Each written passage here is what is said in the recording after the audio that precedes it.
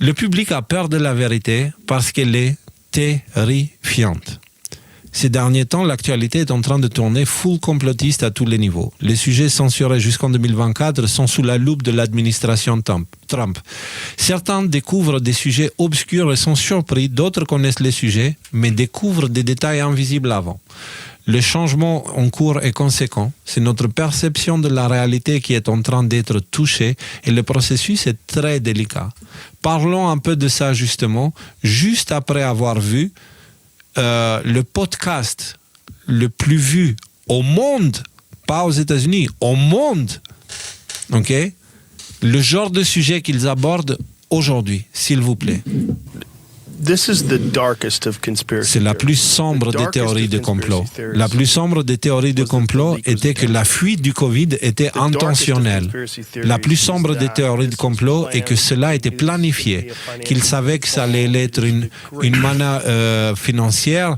C'est de loin le plus grand transfert de richesse de l'histoire des États-Unis. De la classe ouvrière à l'élite. Plus de 3 000 milliards de dollars ou quelque chose comme ça, donc là vous avez la somme exacte. 3 000 kilomètres. Ah là c'est ouais, voilà. Nous avons déjà établi, dit le mec, que le Covid a été créé dans un laboratoire. Nous avons déjà établi que l'USAID l'a financé. Nous avons déjà établi qu'Anthony Fauci et tous les autres ont menti sur la recherche de gains de fonction et ce qu'ils faisaient. Les gars, le narratif mainstream touche même pas 1/50 du nombre de personnes que ce mec-là touche. Et voilà le sujet qui sont abordés là. La pire théorie possible est que cela a été délibérément relâché. Et là, vous avez Mike Baines, ancien responsable de la cybersécurité du gouvernement Trump, 2017-2020, qui répond « Oui, ça serait le pire des scénarios ». Avez-vous déjà pensé à cette idée ? Parce que c'est là que... nous savons qu'ils sont prêts à faire des choses horribles et maléfiques. Mais y a-t-il une limite à cela ? Même à ce jour, après avoir passé tant de ma vie dedans, j'essaie juste de suivre les pistes que j'ai et ensuite d'essayer de laisser les conclusions venir à moi. Super méthode. Certainement le fait qu'ils ont financé la capacité de faire cela, ils travaillent directement avec tous les réseaux qui le faisaient et le censuraient. Ça nous place à peu près dans la situation où ils l'auraient créé et qu'ils l'auraient couvert, la fuite tout du moins. Si l'on parle d'intentionnalité, c'est effectivement un scénario particulièrement sombre. Il y a beaucoup de choses dans l'histoire américaine qui ont cette même distinction. A perdu, a gagné, genre en gros, voilà. Est-ce qu'ils le font arriver ou le laissent arriver? Ils parlent des événements que les complots dénoncent, quoi. Est-ce qu'ils le laissent arriver ou le font-ils arriver? Et les deux sont des scandales majeurs qui changent complètement la légitimité, la crédibilité des changements de politique en réponse à la crise. Par exemple, prenez quelque chose comme le Pearl Harbor. C'est maintenant déclassifié. Le mémo de McCollum, le plan d'action en 8 points. Vous voyez de quoi je parle? Oui, oui. Cela a été écrit avant le bombardement. Donc, en gros, ils ont laissé passer le Pearl Harbor pour que les États-Unis puissent attaquer. Voilà. Et c'était sur les 8 façons de pousser le Japon à nous attaquer parce que nous n'avons pas de prétexte diplomatique pour leur déclarer la guerre. Le premier false flag de l'époque, quoi. Mais si nous les poussons à nous attaquer, nous pouvons alors en faire un prétexte de guerre. Même chose par exemple avec le mémo Northwood, avec un prétexte de guerre avec Cuba et en invitant tous ces détournements, etc. Vous avez compris l'idée, en fait, on ne va pas regarder jusqu'au bout.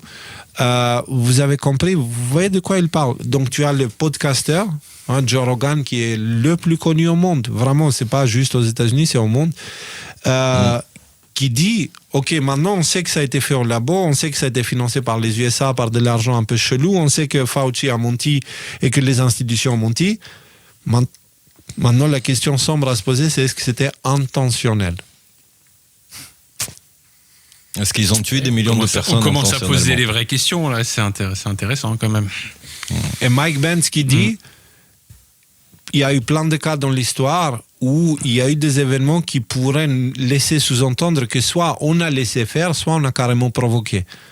Par exemple, Pearl Harbor, on a provoqué l'ennemi pour le laisser faire, pour nous donner une raison d'aller l'attaquer.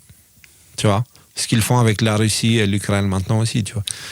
Et ils donnent d'autres cas aussi. Hein.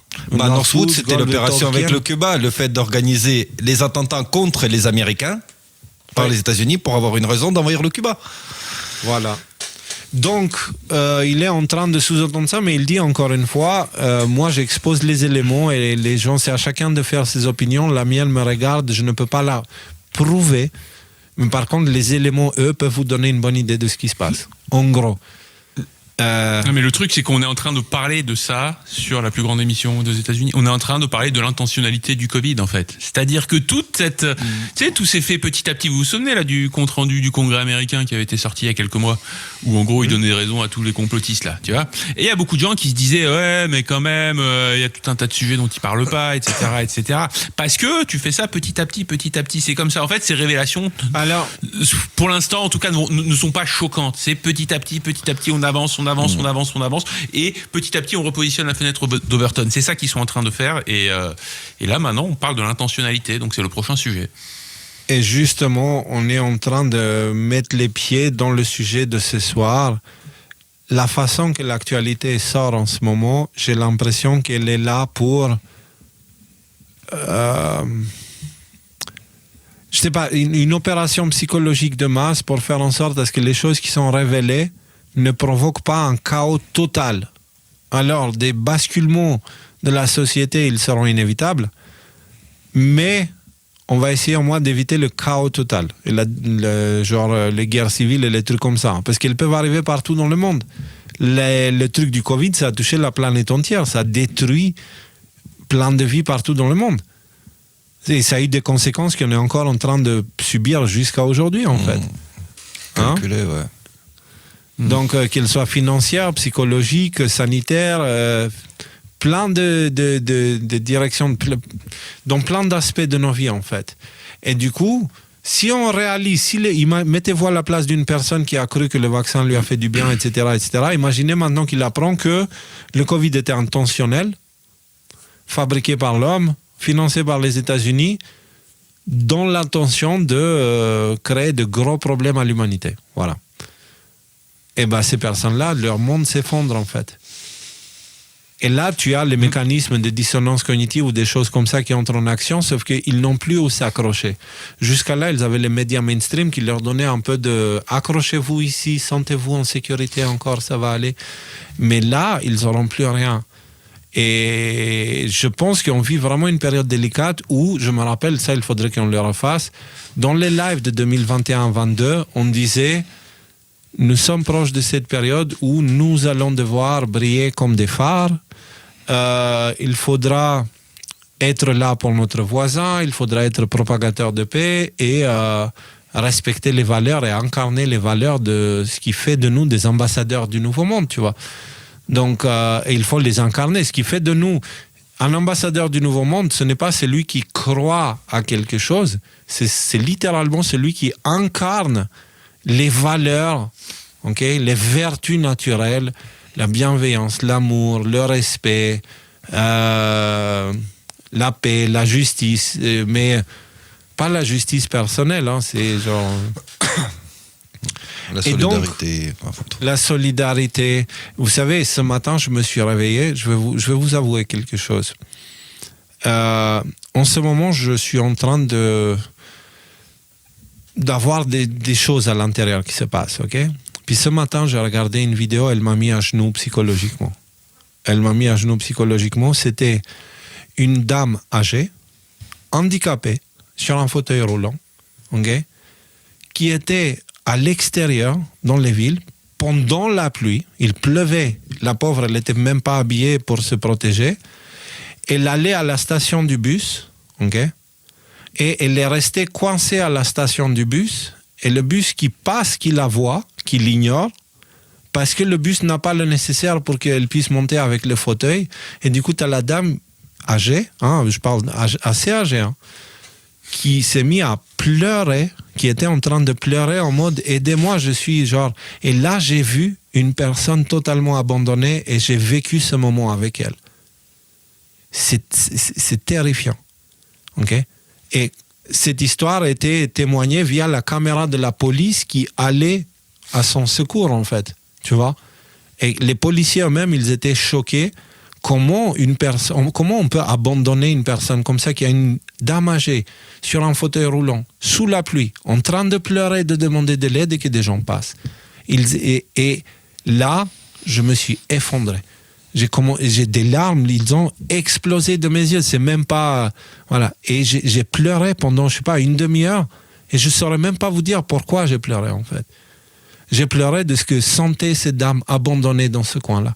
Parce que ce sentiment-là, je l'ai vécu plusieurs fois dans ma vie. Et je me suis connecté à sa souffrance à travers mon expérience, tu vois. Et j'ai senti ce qu'elle a senti. Et c'est sa souffrance qui m'a mis les larmes aux yeux. Et je me suis dit, mais combien de gens il y a comme elle? Combien de gens il y a comme elle? Et qu'est-ce que nous, on fait pour les gens qui sont comme ça? Qu'est-ce que moi, je fais? Ça me sert à quoi les lives? Est-ce que ça sert à quelque chose? En théorie, c'est censé servir de transmettre des bonnes valeurs pour que moi et vous, nous et vous, nous puissions faire en sorte à ce que ce genre de personnes ne se sentent pas seules et ne soient pas seules. Il se trouve que mon temps des émissions prend la majorité de ma vie et du coup, je n'ai plus de temps pour aller donner vraiment de moi à ces personnes-là. Et je me suis dit, est-ce que je ne suis pas en train de m'enfermer dans une illusion où je suis en train de brasser du vent sur Internet? Est-ce qu'on est en train de faire de bonnes actions, les gars, les ambassadeurs du Nouveau Monde, ou est-ce que je suis en train de me foutre de ma gueule en utilisant ADNM comme excuse pour éviter que moi je fasse ma part dans le monde réel? Et c'est une vraie question, je vous ouvre mon cœur là.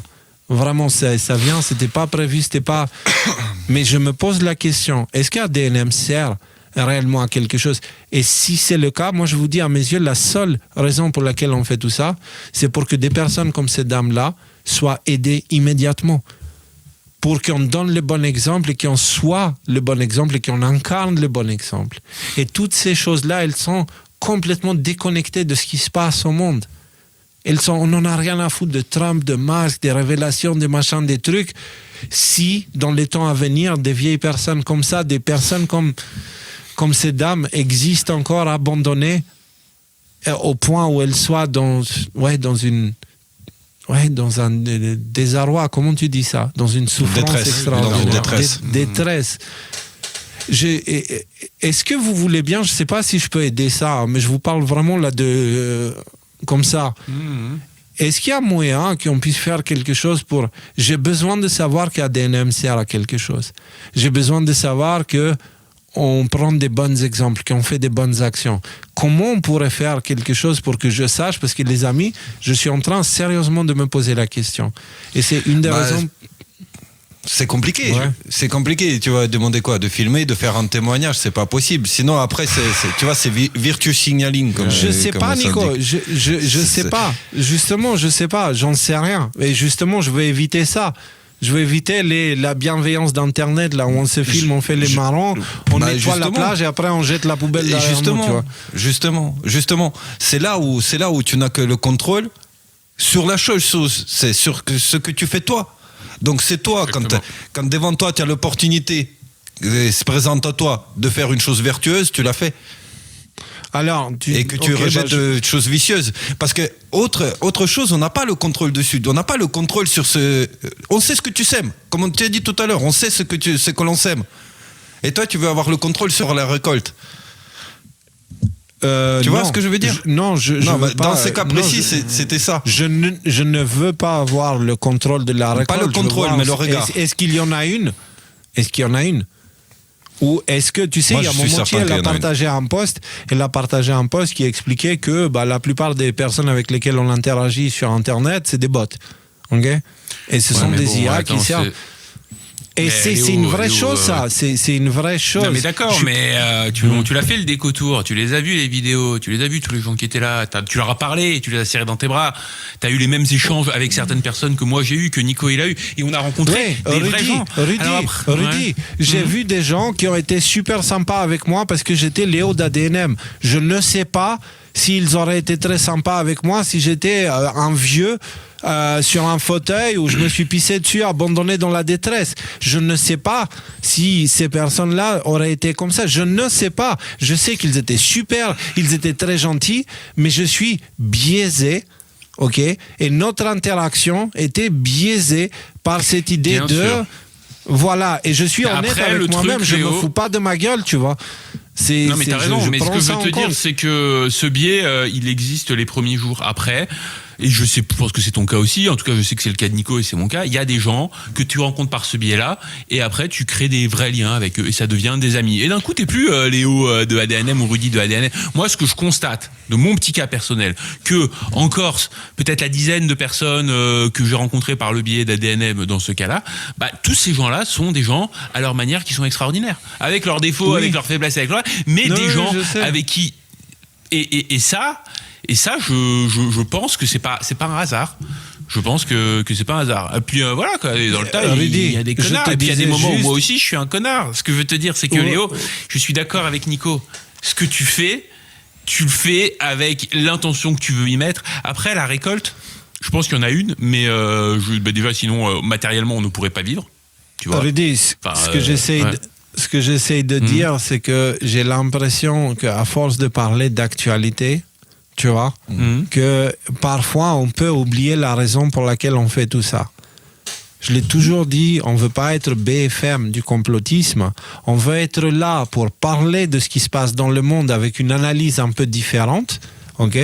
Mais notre objectif, on est les ambassadeurs du Nouveau Monde, donc ça veut dire on est censé incarner le Nouveau Monde dans Babylone. On ne peut pas le faire parfaitement, parce que le contexte ne nous le permet pas.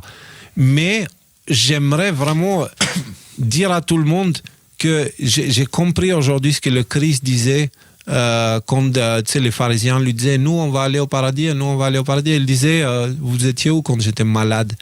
Vous étiez où quand j'étais vieux ? Vous étiez où quand j'étais affamé ?»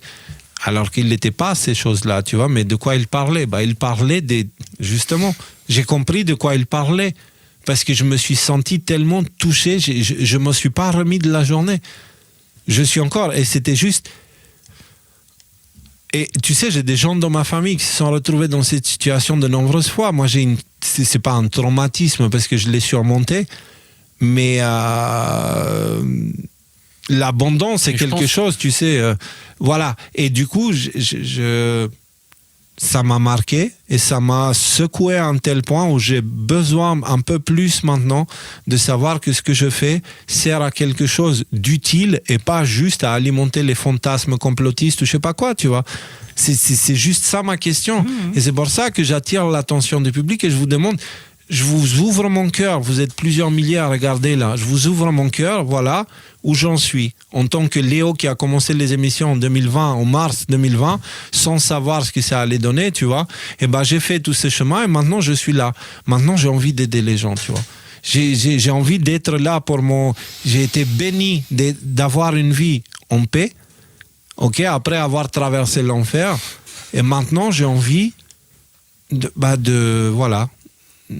présent pour les gens, pas pour être présent pour le fan club de Léo et d'ADNM, tu vois, être présent pour les gens qui sont vraiment, je sais pas, il faut que je réfléchisse, et je sais pas, mettez des commentaires sur X, si vous avez des idées ou des choses, voilà où est la situation. C'est pour ça que j'ai lancé la maison de production musicale, parce que je pense que ça peut aider beaucoup plus que ça en fait, que ce qu'on fait, parler d'actualité, parler des mêmes histoires, pour lesquelles plus ça va, plus je me dis, des politiciens qui donnent des solutions politiciennes, tu vois, c'est pas ça qui va changer le monde.